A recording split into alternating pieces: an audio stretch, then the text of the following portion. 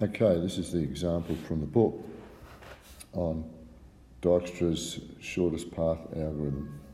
So we want the shortest path from A to 0. Now we start off where we begin, obviously that's a 0. Box that. Now we can move from A to B. There's only one way to go, so there's a weighting of 2 to get to B. There's only one way to get to F from A, and so that's a weighting of 1. Now we're to G, it gets a little bit more interesting. How can we get to G? We can go from A to B to G. That would be a weighting of 2 plus 3 is 5. Or we could go via F, and that would be 1 plus 2, which is 3. Now 3 is obviously shorter than 5, or smaller than 5, so we choose that path and box that. Now to get down to K, there's only one way to get to K. That's 4 plus 1 is 5, so that's final, we'll box that.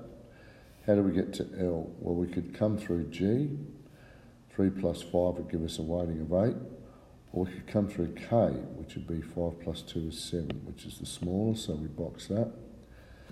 All right, going back up the top, across to C, we've only got one way to get there. That's from B, so that's 2 plus 3 gives us 5 there. Box that in. Now to H, we could have 5 plus 6 is 11, or we could come via G, 3 plus 3 is 6, and that's the shortest path. Okay, to get to M, we could come via H, 6 plus 1 is 7, or we could come via L, 7 plus 2 is 9, so 7 is the smallest. Box that. And back to the top, to get to D, there's only one path. That's from C, so that'll be a 10. 5 plus 5 is 10. To get to I, we could have 10 plus 2 is 12, or 6 plus 2 is 8. So it's shorter to have 8, that's coming from H. Now to get to N, we could come via I, 8 plus 2 is 10, or via M, 7 plus 4 is 11. So it's the smallest is 10, coming via I. Box that. Across to E, that's going to be 12, because you must come from D.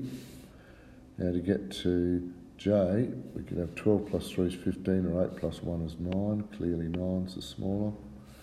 Now to get to O, 9 plus 4 is 13, or 10 plus 2 is 12, which is the smallest, so we take that one. Okay, so now we've boxed all of the nodes, we need to determine the shortest path. We start at O, and we look at how did we get to O. Now if we take 4 here away from 12 gives us 8, so clearly we didn't come from J. Subtracting 2 from 12 is 10, and clearly that was the way we came from N. So we write that down. So O, this is how I do it, I write them down backwards first. Now N, how did we get to N? Subtract 4 is 6, so we didn't come via M. Subtract 2 is 8, so we definitely came this way, from I.